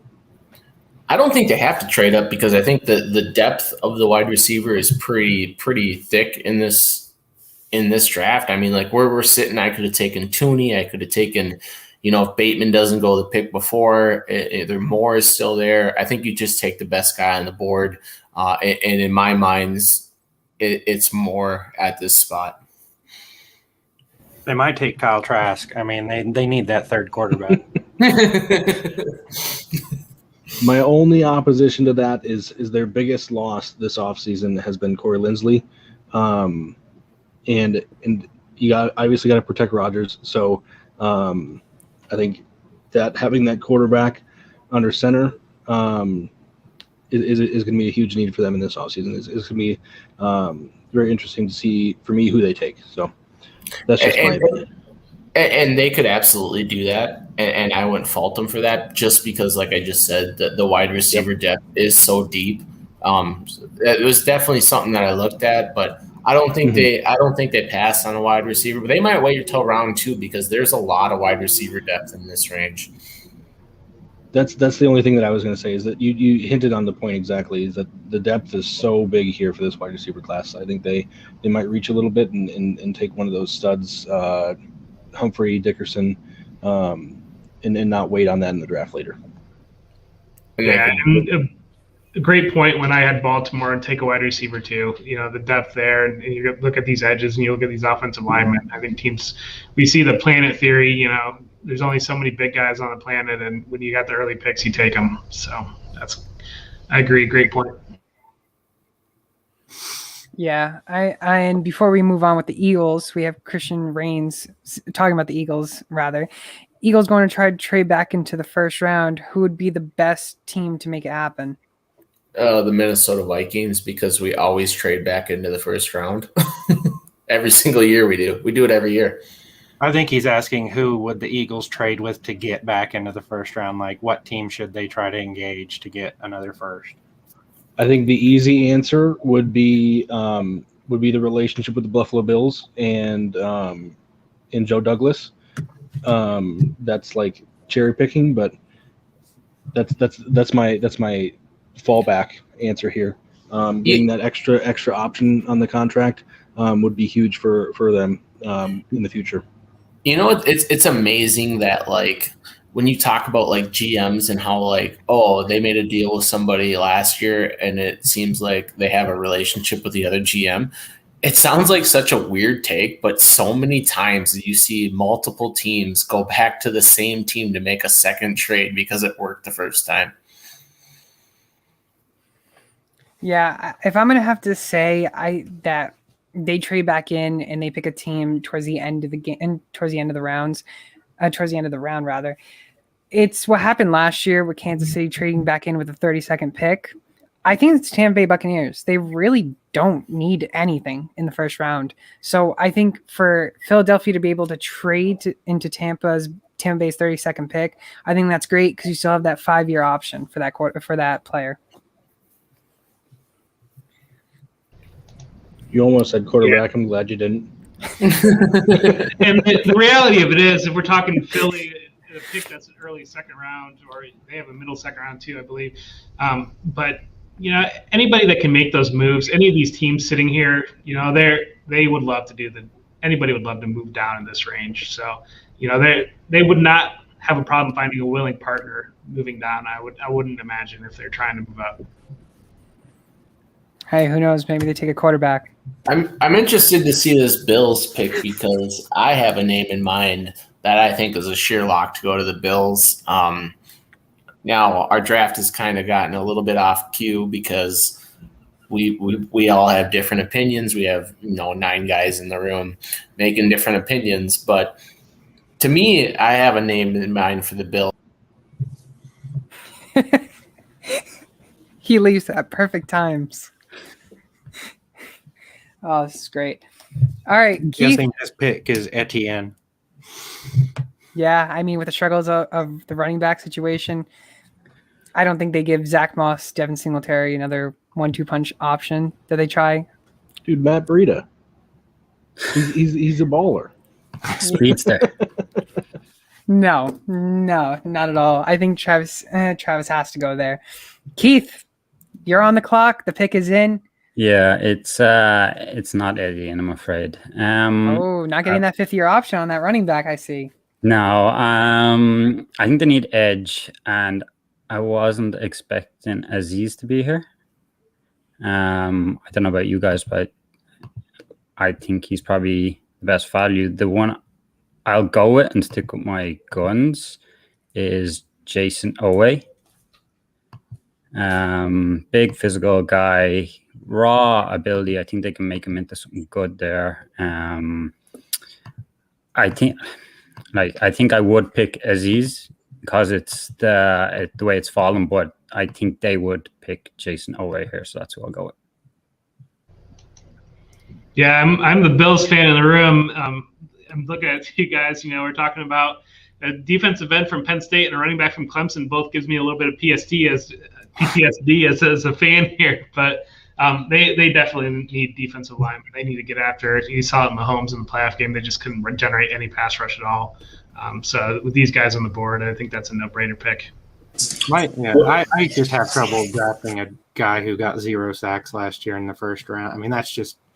I mean, historically, I can't think of another guy who became an elite edge rusher, measurables aside, who didn't get any sacks in his last year in college. I like Ojulari better personally, but I think Ojulari also plays better probably standing up.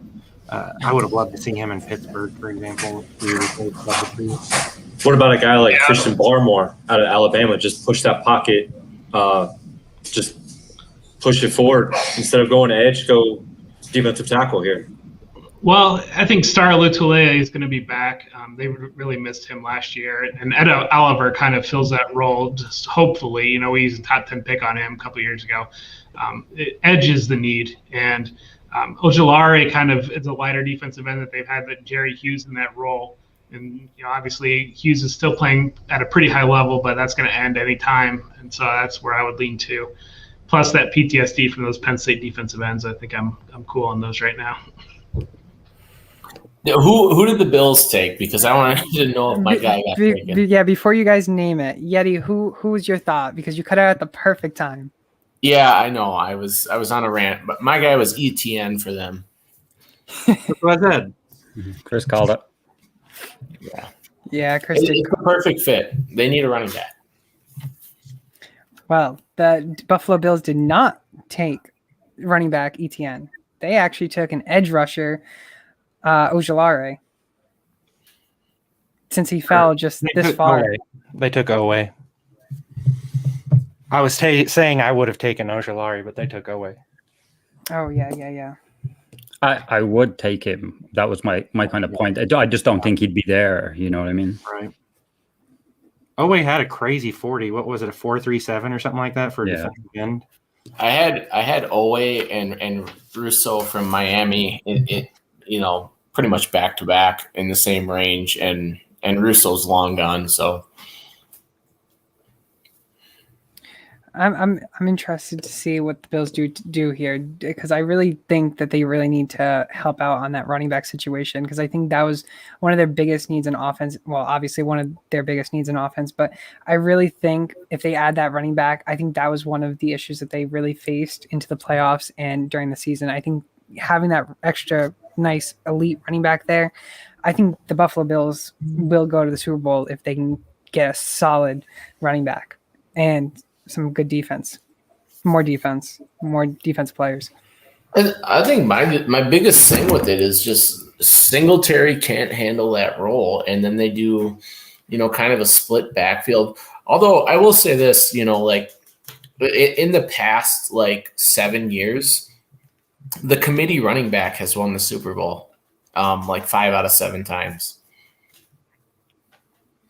including the Patriots multiple times. Yeah. But like going into last year, did you think that Leonard Fournette was the every down running back? I mean, he kind of was in the playoffs because Rojo was banged up, but they didn't pay a ton to get him. Yeah, that's true. I mean, I'm interested to see what happens with Keyshawn Vaughn, to be honest, because so many people were so high on him. And then, I mean, people drafted him in the first round in rookie drafts. And all of a sudden, now Leonard Fournette came in, Rojo, and what happens with Keyshawn? Your guess is as good as mine, really. Yeah, he's definitely going to fall. And, I mean, depending on what happens with Tampa, I mean, they really just have a solid team anyways all around.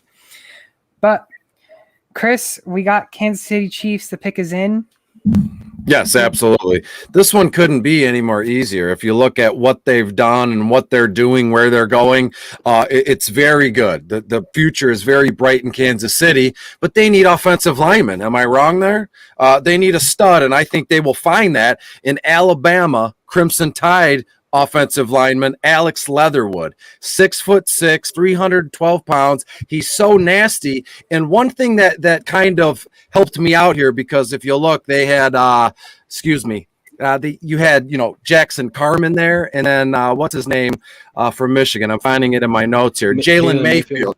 Yeah, they're there too, but you can't discount the experience and the NFL readiness of Alabama Crimson Tide players, no matter what position it is. So Kansas City Chiefs draft Alex Leatherwood from Alabama. I got kind of a funny story on that. I told my son, because my son likes to watch sports with me, and I said, you can play for anybody in the country except for Alabama, because I hate Alabama. And somebody responded to me in a comment and said, if your son gets an offer to go to Alabama, you let him walk there from Minnesota because he's going to the NFL. Yeah, let's bring it to the professional Brad for offensive line. Who we got? What do you grade this? I mean, they're going left tackle to me, and you are not going to find a more athletic pick here than Alex Leatherwood. I could see them, like I said, going center. They still have a need there. Their center last year was Andrew Wiley. He's still a free agent. I've heard they're trying to re-sign him again, but there's still Austin Reeder. There's still a bit of a hole there. Both of those two are free agents anyway. I think they can give Nick Allegretti a shot. He proved some worth at the end of the stretch there. He played center in college. But like I said, I think you're not going to find any more of an athletic player to dominate both the pass and run game than Alex Leatherwood here at 31. I mean, I'm curious, Brad. He got beat a number of times at the Senior Bowl in one-on-one drills. It looked kind of slow there. I think Radunz looked better there to me. I mean, obviously you're the former offensive lineman, but I think Radunz has rocketed his draft stock significantly with the Senior Bowl. I think that wouldn't be a bad pick. To me, you're picking out of a bag here. You're picking Radunz, Eichenberg, Leatherwood, Mayfield. I don't think you can really go wrong at this point. Really. I mean, if that's the situation, I'm thinking if the Eagles are trading up like people are saying they want to, that's a good spot for them to bump back if they can have one of either of these guys and be happy with them.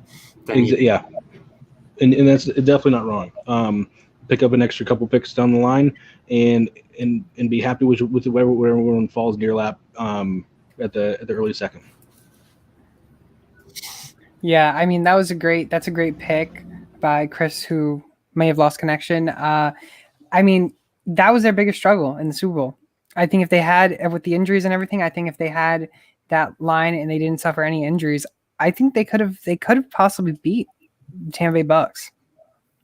I mean, Mahomes just literally was pressured every snap, basically. I mean, man somehow still makes a throw sideways somehow. And I mean, it's just phenomenal the way he can make plays. I mean, do we think Leatherwood next year is going to be better than a healthy Fisher? I mean, I don't know. I mean, it'll take some time to learn the pros. This is a team built to win now. Is Leatherwood actually going to be an improvement over Fisher, who's been a solid left tackle for most of his career? I don't think he needs to be a huge improvement. Fisher is going to be coming back from he was Achilles, right? I think week one of the championship games. So I don't know if he's going to be fully healthy for the start of the regular season. But I don't think, like I said, I don't think he needs to be just that quite level of good. Mahomes can create in the pocket and be just as good without him. I think if they didn't lose both Fisher and Schwartz, that it would not have been nearly as bad without one of them. Just their depth got eaten so hard at the end of the season. So I think they could still win with any of the left tackles in this draft. And I think it really shows how good the Bucs front seven was. Like even the Super Bowl and prior to it, like their front seven was unbelievable last year.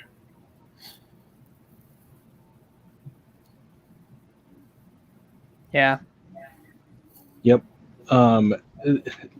You saw the way Vita Vea returned and absolutely disrupted anything they had going.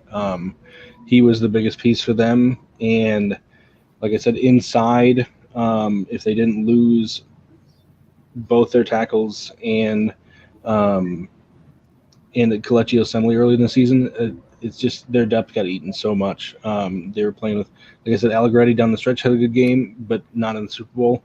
Remmers is more of a guard than a tackle to me, and he was out on an island. So their front seven just ate the Chiefs' lunch, dinner, breakfast, everything. I just feel like Leatherwood and Trey Smith, their stock seems to be falling right now. Which doesn't make a whole lot. It doesn't make a whole lot of sense to me because if you look at the track record from Alabama, like they're all great, in my opinion. I mean, offensive and defensive line, like they produce linemen down in Alabama. Yeah. They get them drafted. Yeah. Yeah, we'll have to see what Kansas City will take if they do take a line and if they take Leatherwood.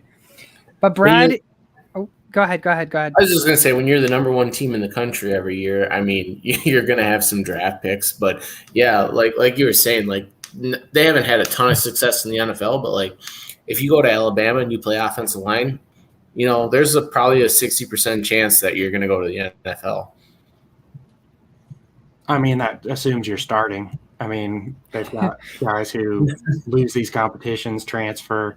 I mean, how many guys are we going to see with the transfer portal how it is? We're going to see more guys, I think, leaving Alabama when it gets to their junior year and they are not getting any playing time. Yeah. All right, Brad, with the final pick in the 2021 NFL Draft, the pick is in with the Tampa Bay Buccaneers.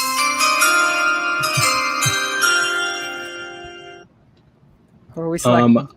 So my whole draft board refreshed. I think I was using PFN to follow along with the whole thing as we went, and my connection crapped out on me on my phone because everything's going to the stream. So I think I mean, it's a luxury pick at this point for them, to be honest. Easy. They can really do no wrong here. But I think they go with one of the fallers, and they take Barmore here. I think Ndamukong Suh is an absolute monster, but he can fall off just like Jeff said with Murphy.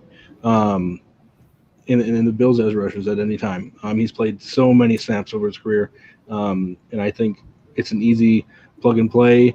Give him a rotational piece with him, Vita, and Sue, and just continue to be dominant up front.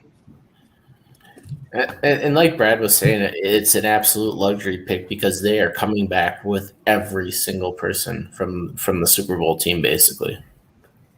Yeah, I mean, do they really have any holes? Like, I really don't see them. I mean, I really see them trading away this pick. I don't see them really staying here. Yeah. It's just a depth piece at this point, really. I feel like they could improve at center still with Dickerson or Humphrey. I like Dickerson a little better. I think we're also – I mean, everyone assumes that, oh, they won the last year. I mean, that's not always how it goes. And Brady's how old now? 68, 70. Like, he will get old someday.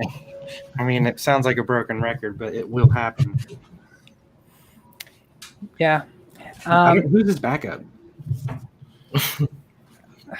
I wouldn't be. That's a good question. Blaine Gabbert. So That's what I was going to say, but I didn't know if it was right.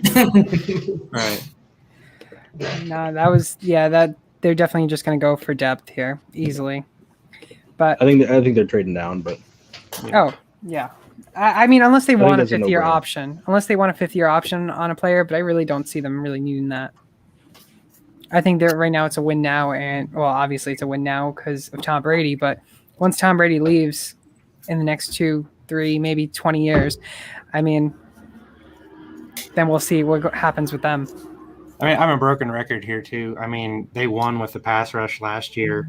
Ojulari and Phillips, I think, are both first-round talents. And you could just see a rotation where they can rest Jason Pierre-Paul and players like that and just rotate these young guys in for 20 snaps a game and keep them all fresh. And let's not forget, they drafted well last year. I mean, and Antoine Winfield made some of the biggest plays in the Super Bowl. And I think, what was he, second, third round pick last year? Second. Yeah.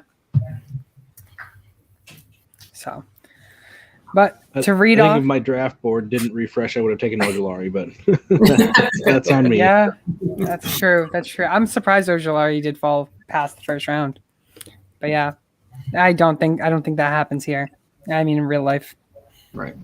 Today, I heard I was listening to Bucky and Daniel Jeremiah, and they said that teams right now on Ojulari, it's anywhere from first to third round grades. It's all over the board on him right now. Really? I'm just not quite sure what to make of it. I'm higher on him than that, obviously. Interesting. That'll be interesting to see with the NFL, the 2021 NFL draft coming in 1 month, real time. To go through our first round NFL mock, we had number 1 QB Lawrence, QB Wilson, number 2, number 3 QB Lance, number 4 quarterback Fields, number 5 offensive line Sewell, number 6 wide receiver Chase, number 7 wide receiver Waddle, number 8 tight end Pitts, number 9 offensive lineman Slater, number 10 cornerback Certain, number 11 linebacker Parsons, number 12 cornerback Horn, number 13 wide receiver Smith, number 14 offensive line Darius Saw, number 15 linebacker Owuzu Koramara, number 16 cornerback Farley, number 17 safety Morig, number 18 running back Harris, number 19 quarterback Jones, number 20 offensive line Jenkins, number 21 offensive line Cosme, number 22 edge Pay, number 23 cornerback Samuel Jr., number 24 offensive line Vera Tucker, number 25 wide receiver Marshall Jr., number 26 edge Ruscio, number 27 wide receiver Bateman, number 28 cornerback Newsome, number 29 wide receiver Moore, number 30 edge Osei, number 31 offensive line Leatherwood, number 32 defensive tackle Barmore. Guys, I thank you all for joining us in this 2021 NFL mock. Absolutely, it was a lot of fun. It's kind of nice to see some new faces. It was nice. It was nice to talk to a guy like Brad and Chris who are good with offense and defensive line, because those are I'm more of a skill position kind of guy, so it's nice to hear a background from some guys that are good with linemen. Yeah, and especially in the fantasy community, we see these mocks come out and everybody's leaning towards every wide receiver and whatever else. So it's great to have some offensive line, some guys that know defensive line, and it was a lot of fun. One thing we could address here real quick is like who everyone thinks like landed in the best fantasy spot in this mock as far as that goes.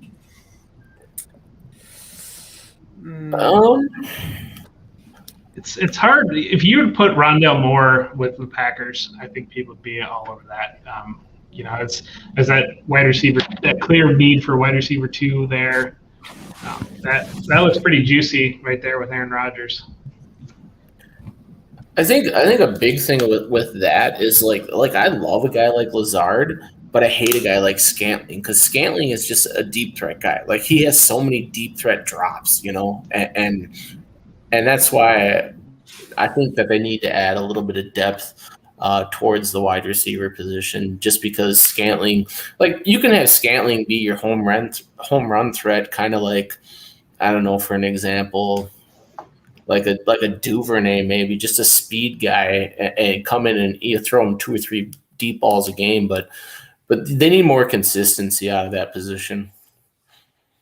There's a couple of bad spots. I don't think the Carolina is the ideal spot for Pitts if Bridgewater's his quarterback. I mean, there's a lot of mouths to feed, and Bridgewater just doesn't throw a lot. He doesn't throw to tight ends, and maybe that's because Thomas isn't that good, but I don't know.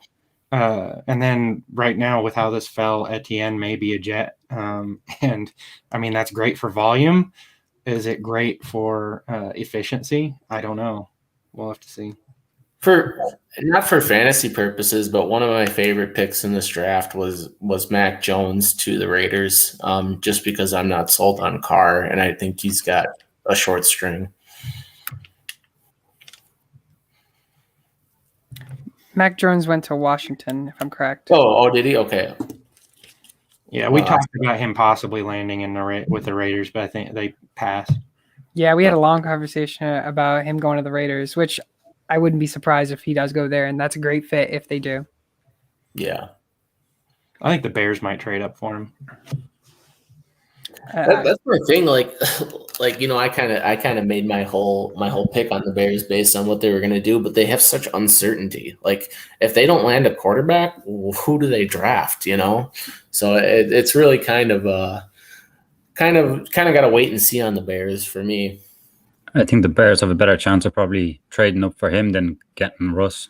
So yeah, no, I would agree. That's why I think that's what will probably end up happening, is they trade up to in the 11 to 14 range, assuming the 49ers aren't idiots and draft him at 3. Yeah, that'd be whoever took Fairley at 16 is a really good pick too. I love that pick. He's my favorite corner in the draft. Yeah, he's mine too.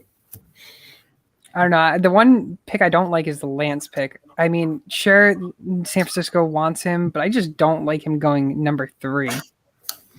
I'm just going off of what I think will happen. He's going to go top 8. I mean, either way, probably top 4. Yeah. And I mean, I think he has a lot of what Shanahan likes. He's got a tight throwing motion.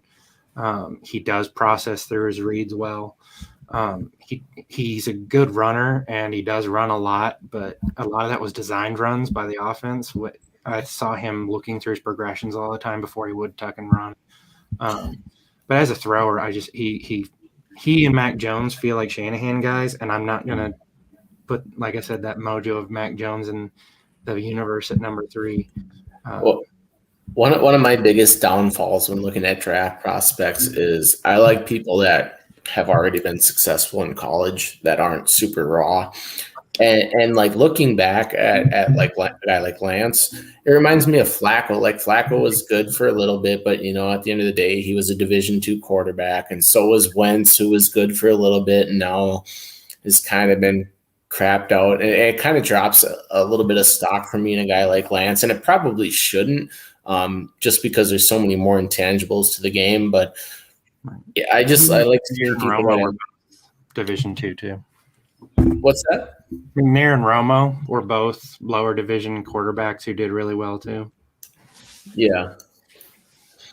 It just for whatever reason, it's one of those things that, like, I don't know, for some reason it's hard for me to buy on Division II or Division 1A quarterbacks high anyways. But I also don't like Justin Fields, so and that'll piss off Jeff, so that's why I had to say it.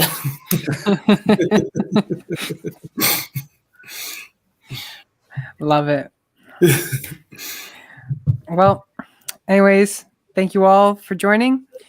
Thanks for having me. Thanks for having us on. 2021 NFL Mock Draft first round is complete. Thank you all for joining and listening. Yeah.